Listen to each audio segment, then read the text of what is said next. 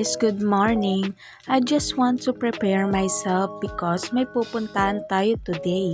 So, mag-breakfast muna tayo bago tayo mag-ayos na sarili dahil need natin ng lakas for the slightly long ride today.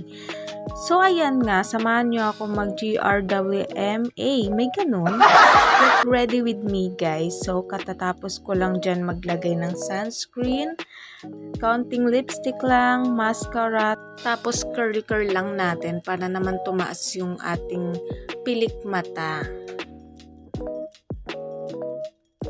And then, pinatuyo ko lang konti yung buhok ko para naman hindi basang-basa kasi magsusuot tayo ng helmet mamaya. Hi guys! So, naka-prepare na ako ngayon. Puntahan ko yung best friend ko. So, childhood best friend. Since grade 5 ako, doon ko siya na-start na maging best friend. It's because she is sabi kong napakabuti ng kaibigan sa akin. Yan, simula bata pa lang kami, dami naming memories and tagal naming hindi nagkita. Puro kami drawing, walang kulay. Nagbalak kami na magkita kami dito sa Maynila. Pupunta siya dito sa Maynila sa MOA. Ata kami magkikita nun. Puro kami drawing ng ganun na punta tayo, ganyan, pasyal tayo. Magkita naman tayo, best. Pero hindi natuloy. Hindi lagi natutuloy. Then may time naman na pumunta akong Bulacan. So, dumalaw ako dun sa barangay namin kung saan siya nakatira. And hindi ko naman siya naabutan dun. Kasi meron pala siyang meron silang lakad ng company ata nila yun. So, ngayon, itutuloy ko na to. Hindi na drawing. Kukulayan na natin. So, manda ka sa akin, bestie. Manda ka sa akin, na-miss kita. Bye-bye. Ito nga pala yung outfit ko ngayon. Di lang halata kasi masyadong magulo yung video ko. Let's go na guys. Ready to go na tayo. Babiyahe nga pala kami ng almost 1 hour and thankful ako dahil nakisama yung panahon sa biyahe namin ngayon. So yan, dumaan nga pala kami sa Philippine Arena sa may bandang Bukawi na yan eh. So ito na, malapit na kami sa barangay namin. Ayun na, barangay Masuso na yan. Ayan na nga, nakarating na kami. At ito na pala yung bestie kong fresh pa dahil kakaligo lang. Nagta-throwback kami dyan kung saan kami nakapwesto maglaro dati ng baseball at kung ano-ano pang pwedeng laruin sa bukid. Hi guys! Hello ka muna, bestie. Hello guys! Ito nga pala yung best friend ko. Woo! Huwag na kayong magtaka. Ngayon lang ulit ako bumalik sa vlog and tumaba na din ako. Parehas kami. Dati mukha akong bungo sa camera. Dito kami sa rampa. Rumarampa kami. Char.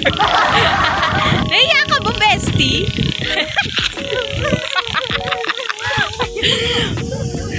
Dati kaming baliw hanggang ngayon. Char. Huwag ka magtakip. Masanay ka, vlogger yung kasama. Mabalik na kami sa bahay. Mamimitas kami ng mangga. Meron nga pala akong napansin na may tanim na palay sa ilang taon kong hindi nakauwi dito sa aming munting probinsya. Ngayon na lamang ako ulit nakakita neto. Palay! Wow! May mga nakita din akong ligaw na bulaklak dito pero hindi ko nga lang alam yung tawag.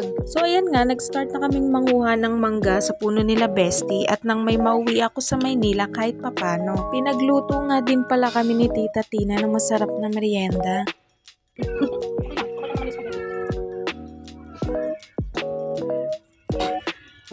Paano ba to? No, hindi ganyan. Paganito. God, wala kasi kaming ganito. Charot. Nakita ba? Hindi, mababa eh.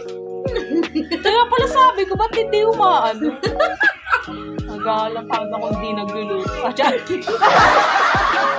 Hindi ko mahawak ng gamit. Oo. Niluto ko lang hotdog itlog. Charot. Dapat hindi na nagtinapay. Oh. Grabe. Kaya tumataba to eh. Ito na po, keso. Habang kumakain kami ng merienda, nagkukwentuhan kami about sa mga nangyayari sa nagdaang taon naming buhay. Dahil nga kasi sa tagal naming hindi nagkita, 'di ba? Alam nyo naman, hindi namin alam ang mga nangyayari sa buhay ng bawat isa. Kaya yun yung naisipan naming topic. Yun nga lang, bitin kasi ilang oras lang kami magkasama.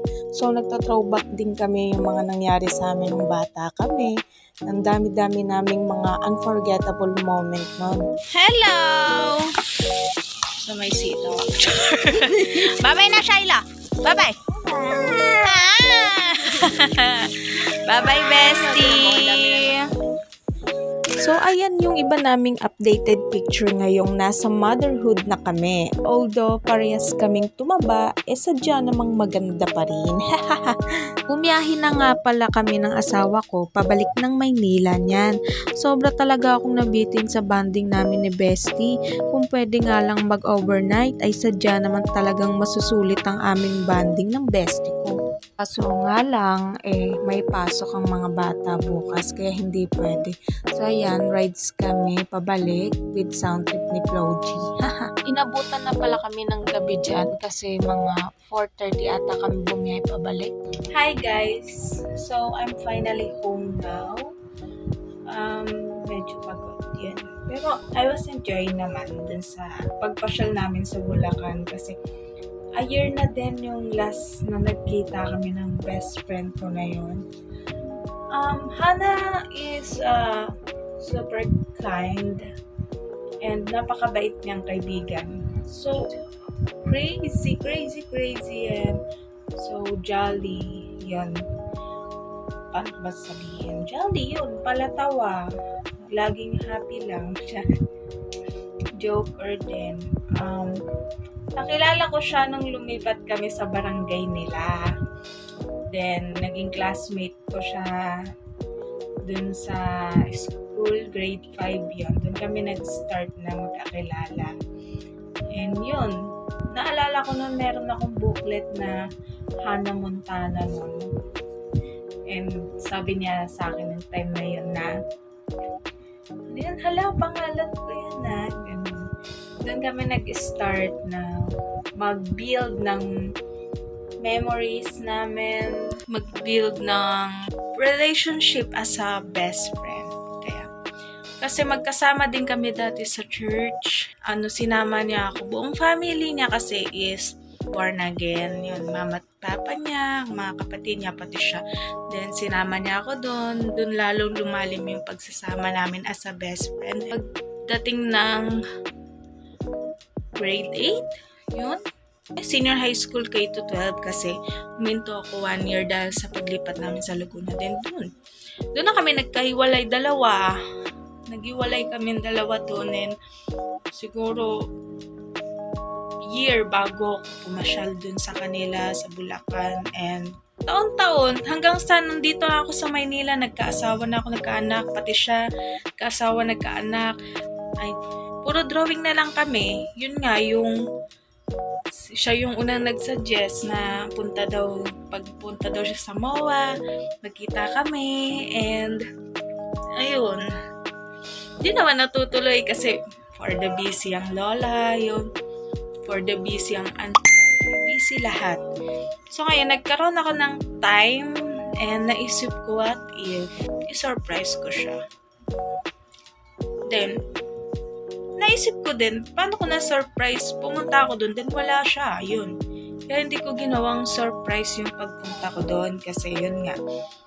Baka wala siya last time din na nagpunta din kami sa Bulacan. Ito yun. Basta yung may family, kami. Yung libing ng tita ko, yun. dumaan ako dun sa barangay namin din, wala din siya, nasa Tagaytay siya. So yun, naisip ko, paano kung pumunta ako dun tas wala siya? Ano yun, chinika ko na lang siya na pupunta ako dyan, bestie. So, biniraw ko pa, sinabi ko pa, may bunga ba yung mangga niya? O siya, pupunta ako dyan. Yun, yung mangga yung sadya ko, pero yung best friend ko ang importante. Magsinipag lang kami and hindi kami busy mag-asawa. Pupunta ako doon para pumasyal sa kanya. Yun. Kasi nabitin din ako sa chikahan namin actually dahil ilang years nga kaming hindi nagkita. So, nabitin ako yung kwentuhan namin na sa mga nangyayari sa amin taon-taon, di ba? Ilang taon kaming hindi nagkita, yun. So, yun, parehas kaming tumaba. So, shout out sa'yo, bestie. Mag-iingat ka palagi. Mahal na mahal kita. Okay? Corny ko. Yun, I love you, my best friend. My long distance friendship. Long distance kaming dalawa. So, shout out din sa mga kaldero ko dyan. Yun lang. And special thank you din sa kapitbahay namin dyan sa Bulacan, si Ate Clarissa, si Ate Leleng, si Pipew, yan. Silang lahat dyan. Kasi, yan sila, especially kay Ate Clarissa kasi binigyan niya ako ng sitaw. Yun. Nasarap talagang pumasyal sa probinsya kasi pag uwi mo sa Maynila, puro gulay na yung compartment ng motor mo. Puro gulay na. Binigyan din ako ni Bestie ng talong. Tapos ayun, may mangga din. Yun lang. So, yun lamang guys yung aking first vlog as a Mami Marie. Charot. Signing off na ako sa pangalang Juana Maria. Tatry ko pang palitan yung mga name ko sa social media sa Juana Maria. As Mami Marie na lang para nanay naman tayo eh. Nanay naman kasi tayo eh. So, wag na tayong magpaka-ek-ek sa mga nickname. Dapat Mami Marie. Char. So, yan lamang.